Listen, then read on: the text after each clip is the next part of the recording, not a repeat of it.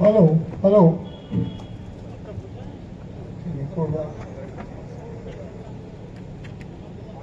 अभी मैं जहाँ बैठा हुआ प्रचार सुन रहा था नारियों के मुक्तिदाता डॉक्टर अम्बेडकर। अब ऐसी पूरी बोलूंगा जौहर नहीं के तो मुझे नहीं कहा गया। अब सवाल तो ये आ गया कि नारियों के मुक्तिदाता डॉक्टर अम्बेडकर, अरे 4000 साल से जो लड़कियों पर जुल्म ज्यादती होती आई, बाबा साहब ने क्यों सोचा? क्या पढ़े लिखे क्वालिफाइड ऐसे देश के अंदर नहीं हुए?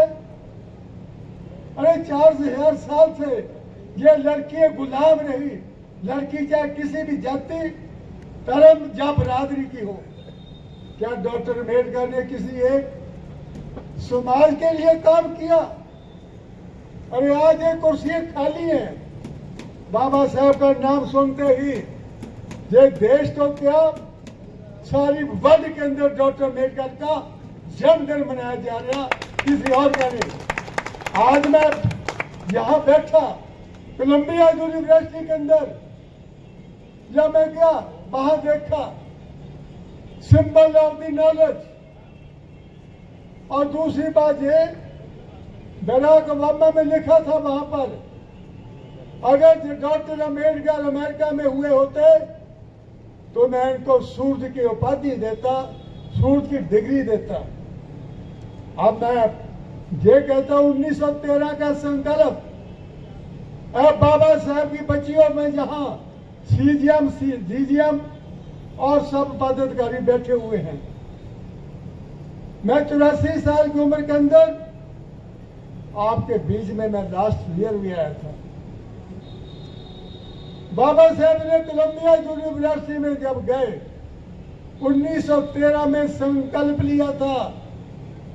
आप बच्चियों याद रखिए, लड़की चाहे किसी भी जाति धर्म या बरादरी की है, चाहे को आईएएस है, आईपीएस है, डॉक्टर है, इंजीनियर है, क्या उन्होंने अपनी लड़कियों को बताया कि तुम्हारा पैगंबर, तुम्हारा भगवान, तुम्हारा मुक्तिदाता डॉक्टर अम्बेडकर के अलावा किसी का बाप तक नहीं है? ये मैं आज बता रहा हूं। अगर किसी के बाप ने लड़कियों को अधिकार दिए तो मैं चैलेंज करता हूं वो मेरे सामने आए। मैंने तो बाबा साहब की आंखों में आंसू देखे हैं। क्या ये सब के सब जो लड़कियों को उनके अधिकारों के बारे नहीं बताते, ये कहकर के हमारी बेइज्जती होगी, क्योंकि डॉक्टर अम्बेडकर महार कम्युनिटी में से थे। उन्होंने बचपन से लेकर 1954 तक हर कदम कदम पर छुआछूत का मुकाबला किया, जिसके मुकाबले में पढ़ा लिखा, उन्होंने कहा था 1955 में जब मैं दिल्ली आया, 15 साल की एज के अंदर ऐसे देश में रहने वाले ऊंची से ऊंची जाति के लोगों मेरे मुकाबले में पढ़ा लिखा इंसान पैदा करो, वो आज तक ना हुआ और ना आने जमाने में कभी होगा। बाबा साहब के अनुयायी हो तो मैं 1913 का संकल्प, जब वो अमेरिका में थे, उन्होंने जाकर वहां देखा कि लड़कियां मर्दों के बराबर तनख्वाह, इज्जत, मान सम्मान है। उन्होंने उसी दिन ये संकल्प लिया था। अरे आप इतना ही संकल्प ले लो, बाबा साहब तुम्हारे बताए हुए मार्ग पर हम संकल्प लेती हैं या लेते हैं। हम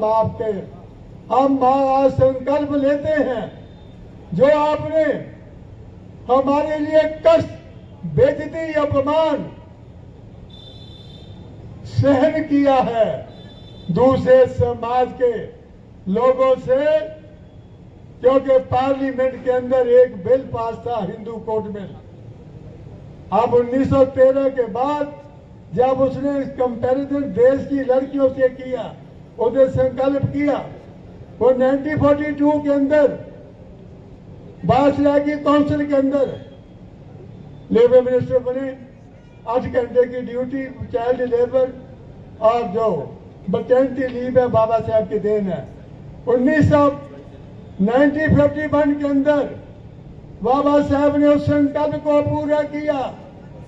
अब बाबा साहब की बच्चियों याद रखना, जिन्होंने डॉक्टर अम्बेडकर के एहसान को भूले और उनके एहसान का बदला नहीं चुकाया और बाबा साहब के उठाए हो कष्ट को, अपमान को, उसके बारे में सोचकर उनके बताए हुए मार्ग पर नहीं चले, उनकी इज्जत दुनिया में ना कभी हुई ना कभी हुई। तो आज मैं आपसे ये कह दूं, जब हिंदू कोर्ट में पेश किया, मैं 1951 को एज ए लॉ मिनिस्टर, इस देश की रहने वाली लड़की चाहे किसी भी जाति धर्म बरादरी की है, उनको इज्जत मान सम्मान के साथ रहने के अधिकार दिए। आज जो अधिकार है आपको पता, जानते हैं 1950 से पहले लड़कियों का क्या हाल था। अरे 4000 साल तक गुलामी काटी और बाबा साहब डॉक्टर अम्बेडकर ने 4000 साल की गुलामी को अछूत वर्ग,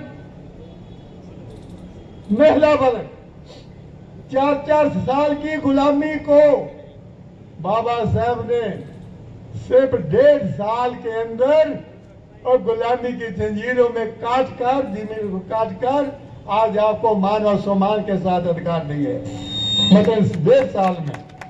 अब मैं पूछता हूं, लड़कियों ने कौन सी गलती की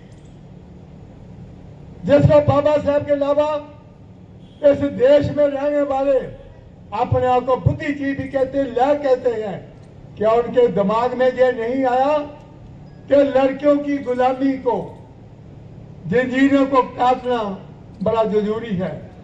बाबा साहब के दिमाग में ये क्यों आया? उन्होंने क्यों सोचा?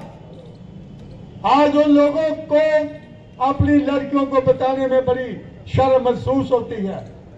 मैं तो सारा वर्ल्ड, सारा इंडिया घूमता हूं।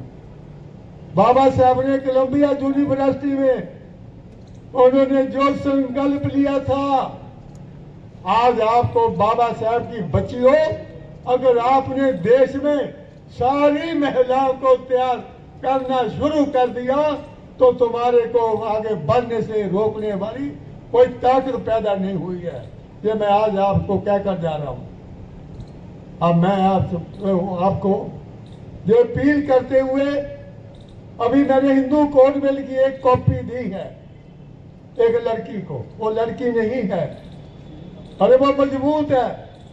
हिंदू कोड बिल 1951 में बड़ा अपमान हुआ, तो आपको बाबा साहब का हिंदू कोड बिल, उसकी कॉपियों पढ़ें और किसी भी पखंडवाज, नंबरवाज की किताब को नहीं पढ़ना, कभी नहीं पढ़ना। और मैं एक मीटिंग में गया था, वहां पर मैंने बोला, भाई आप लड़की हो, आप तो IAS हो, रिटायर हो चुके हो, आप बताइए आप करवा चौथ का व्रत कौन कितने रखती हैं? हाथ उठा दिए।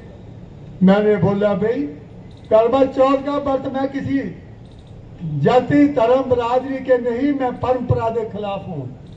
बाबा साहब ने किसी जाति धर्म बरादरी पर कभी अटैक नहीं किया। उन्होंने इस देश की व्यवस्था पर जो ऊंची नीची छुआछूत की है, उसको जड़ से उखाड़ने के लिए अपनी जिंदगी लगाई और कंची चूषण के रूप में हमारे को बहुत बड़ा हथियार दे दिया। तो आज मैं उससे पूछा, मैं कहा व्रत किसके लिए?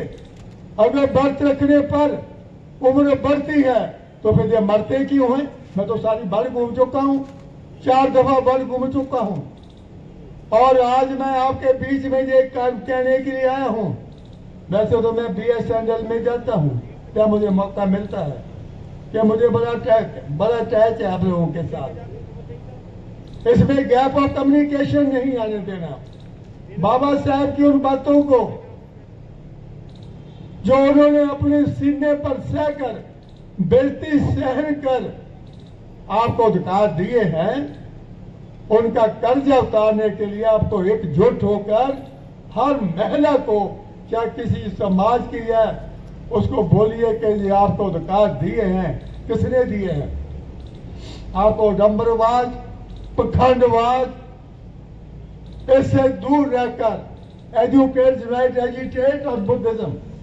आज मैं आपसे कहने के लिए आया हूं, क्योंकि ये मौका बार बार, क्योंकि हमारी एज है, हम तो जितनी बाकी बची है वो मैंने संकल्प लिया है कि या बाबा साहब, जो जितनी एज बची है आपके मिशन और मूवमेंट को जन जन तक पहुंचाने में निकलेगी, जन जन तक। और जितने डॉक्टर अम्बेडकर के त्याग को मैं उन्हीं लोगों से पूछा, 1950 से पहले हमारा देश गुलाम क्यों हुआ?